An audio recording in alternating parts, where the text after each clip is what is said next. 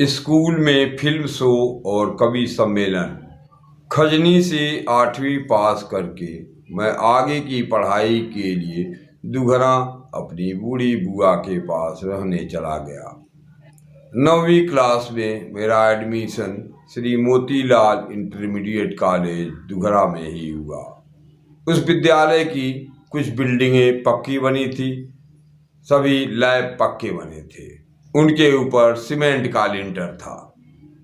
बहुत से कमरे खपरैल के बने थे और छप्पर के भी बने हुए थे। शायद स्कूल के पास उतने पैसे नहीं थे जिससे सभी कमरे पक्के बन सके, सभी फर्श पक्के बन सके। इसी की एवज में यानी कि स्कूल फंड को बढ़ाने के लिए स्कूल में ही कवि सम्मेलन का आयोजन किया जाता था और फिल्म शो का आयोजन किया जाता था। आम लोगों का मनोरंजन भी होता था और कुछ स्कूल के लिए पैसे भी आ जाते थे। उस समय पिक्चर हॉल भी शहरों में ही हुआ करते थे। गांव के लोगों को यह कहाँ नसीब था। गांव के लोगों का मनोरंजन तो नौटंकी, बिरहा आदि चीज़ों से ही हो जाया करता था। यह सारा कार्यक्रम ठंड के ही महीने में होता था, जब गेहूं की बुआई हो जाती थी, सिंचाई चलती रहती थी और बाकी काम नहीं होता था।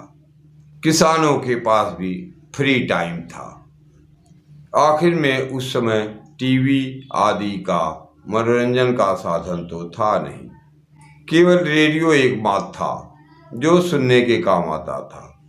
देखने वाली चीज़ें तो वहाँ पर कम ही दिखती थी। गांव के लोग भी कवि सम्मेलन सुनने आते थे। कईयों बार मैं भी अपने भाइयों के साथ देखने गया, लेकिन हम बच्चों को उतना मज़ा नहीं आता था। कवियों का कवि या कवि सम्मेलन सुनना सबके बस की बात नहीं थी। केवल बुद्धिमान लोग ही समझते थे और वाह वाह करते थे। ख्याति प्रसिद्ध कवियों को भी आमंत्रित किया जाता था। कवि श्याम नारायण पांडे जब अपनी हल्दी घाटी कविता सुनाते थे, लोग वाह वाह कर देते थे। उसमें राणा प्रताप के घोड़े चेतक की खूब प्रशंसा थी।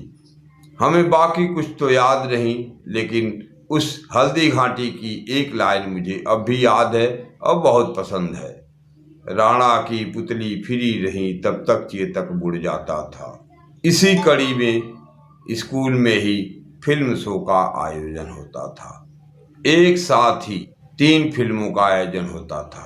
प्रथम रात्रि में, द्वितीय रात्रि में अलग पिक्चर और तृतीय रात्रि में कोई और पिक्चर। स्कूल की तरफ से सभी बच्चों को उनके घर में मौजूद सदस्यों के हिसाब से पास दिया जाता था और उस पास के एवज में कुछ रुपए लिए जाते थे।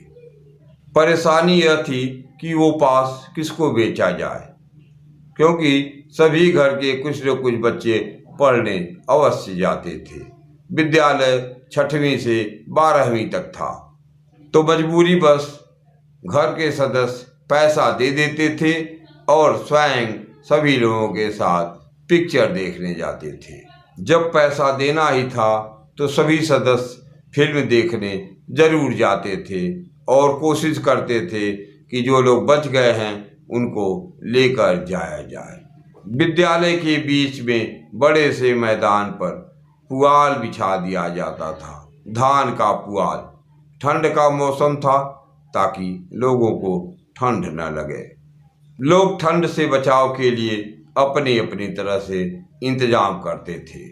लोग शाल, कंबल, चद्दर ओढ़कर जिससे ठंड का बचाव हो वही करते थे और उसको ओढ़कर बैठ जाते थे पुआल के ऊपर। एक तरफ छोटे से सिनेमा प्रोजेक्टर पर सबको फिल्म दिखाई जाती थी।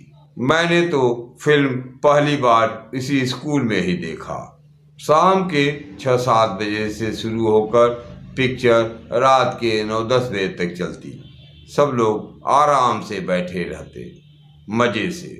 लोग खाना खाकर, खाना बनाकर आते थे, इसलिए निश्चिंत रहते थे। यह सिलसिला 3 दिनों तक चलता। मुझे याद है उस समय 3 पिक्चरें कौन कौन सी दिखाई गई थी। हम बच्चों के लिए तो मनोरंजन था और मज़े ही मज़े थे।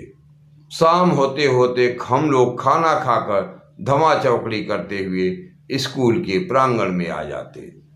सबका प्रयास रहता कि वो आगे ही बैठे, लेकिन जो पहले आया पहले जगह पाया। पहली फिल्म जो दिखाई गई वो एक्टर मनोज कुमार की पहचान पिक्चर थी। मुझे तो इतना ही याद है और ज्ञात है कि उस समय नायक गठरी में डंडे में गठरी बांधकर गाना गाया करता था। उसमें एक गीत था, ओ परी कहाँ से लाऊं तेरी दुल्हन जिसे बनाऊं। वर्षों तक तो मैं इस गाने को नौकरी कहाँ से लाऊं यही समझा करता था। थोड़ा बड़ा हुआ, बीएससी में पढ़ने गया, तब मेरी समझ में आया नौकरी नहीं है, वो परी कहाँ से लाऊं। दूसरी पिक्चर थी औरत, जो औरतों को खास पसंद थी। परिवार वालों के लिए यह एक इमोशनल ड्रामा था। उस पिक्चर को देखते हुए औरतें तो सुबक सुबक कर रोती थीं, कई तो दहाड़े मारकर। उस समय उन्हें क्या पता था कि यह रील है कि रियल है। कई पिक्चर देखकर तो मैं अब भी रो देता हूँ, आंखें नम कर लेता हूँ। तीसरे दिन तीसरी पिक्चर सबकी प्यारी संपूर्ण रामायण थी। सबके प्यारे राम और सीता की कहानी थी, धार्मिक कहानी थी, सबको पसंद आई।